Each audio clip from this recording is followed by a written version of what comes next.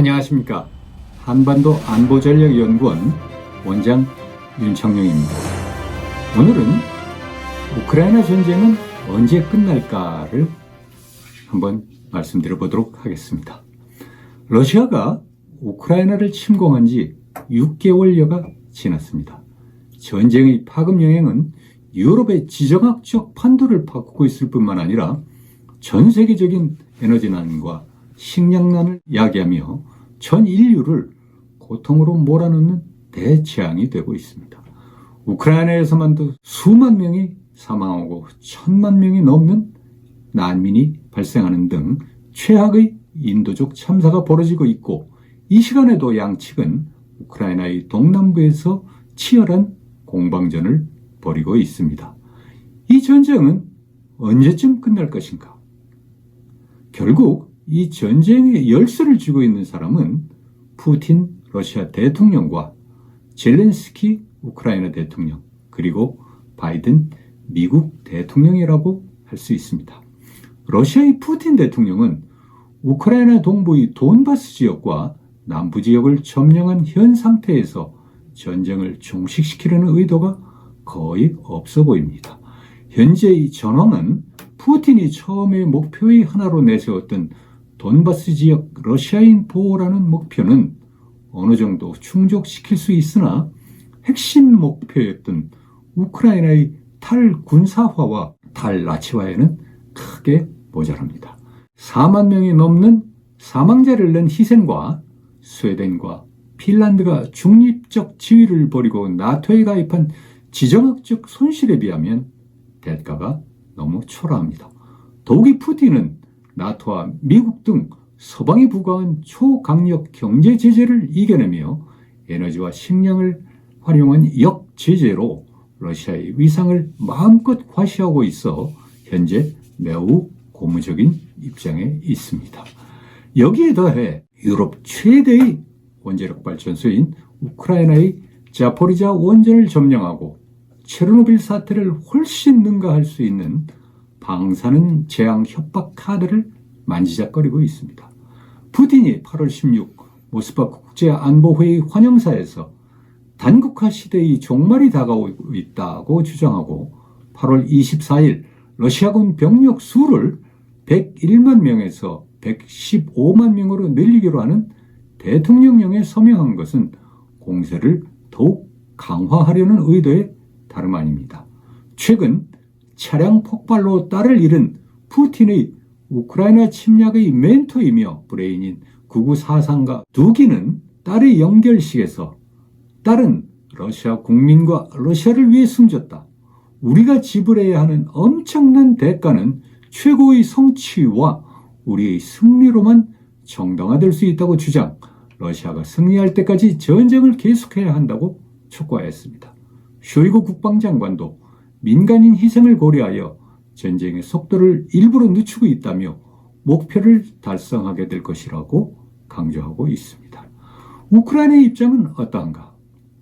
젤렌스키 대통령은 8월 24일 우크라이나 독립 30주년 기념 연설에서 전쟁의 끝은 평화가 아니라 승리라고 강조하고, 그 길이 어떤 것이든 동부 돈바스와 크림반도를 되찾을 것이라고 하였습니다.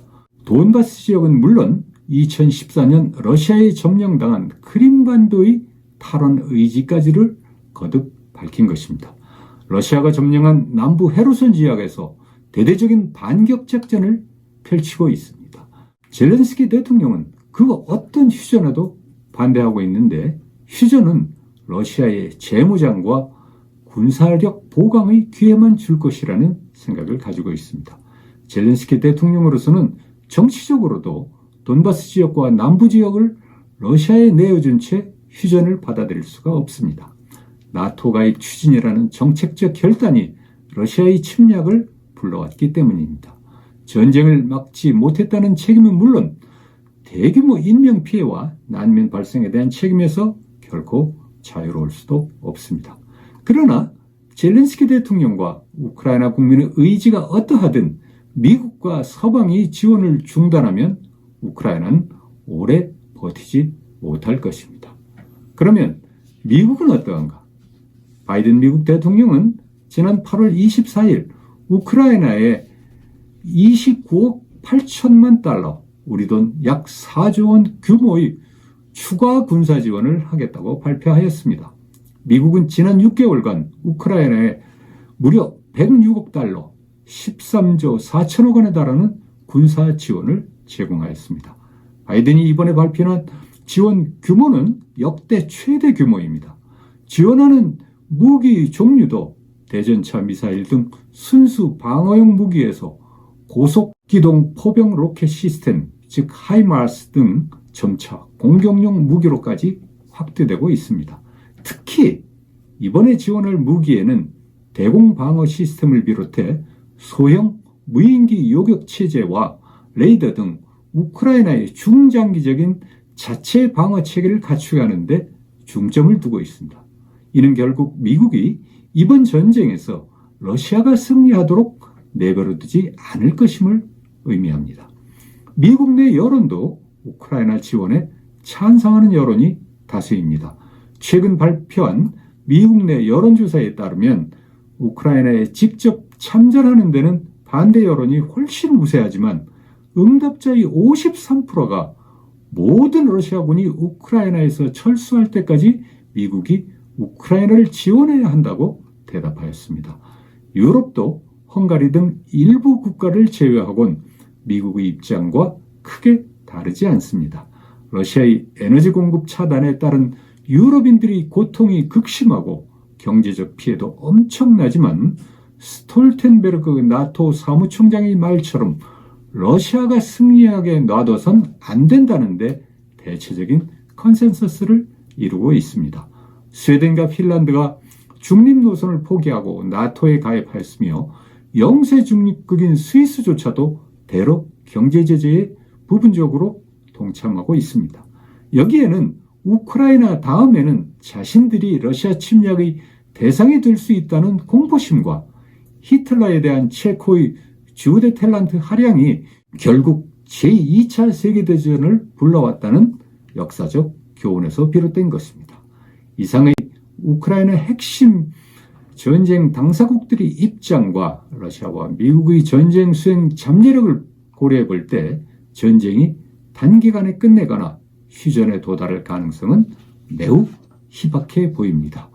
물론 푸틴 대통령과 젤렌스키 대통령의 신변에 이상이 발생할 경우 상황은 급변할 수 있겠지만 현재로서는 여러 가지 시나리오 중 러시아가 점령하고 있는 돈바스 지역과 우크라이나 남부 지역에서 러시아군과 우크라이나군 간의 지리한 공방전이 장기간 계속될 가능성이 매우 큽니다.